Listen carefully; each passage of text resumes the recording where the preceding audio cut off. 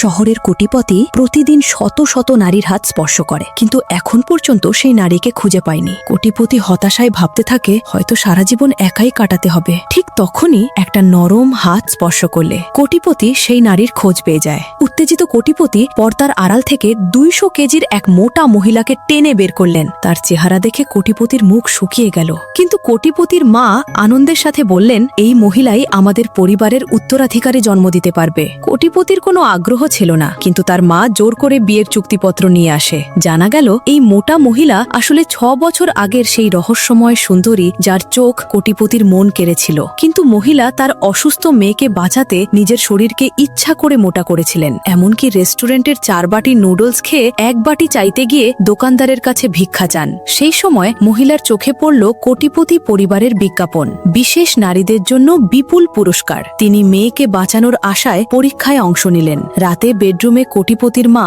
গোপনে ছেলের পানীয়তে ওষুধ মিশিয়ে দিয়েছিলেন, যাতে তাড়াতাড়ি নাতির মুখ দেখতে পারেন। কিন্তু হঠাৎ লোকটি মহিলার গলায় ঝুলন্ত জেড লকেটটা দেখে আঁতকে উঠে বলল, তুমি কি সেই মেয়ে? 6 বছর আগের সেই রাতের রহস্য কি? দেখা হবে পরের পর্বে।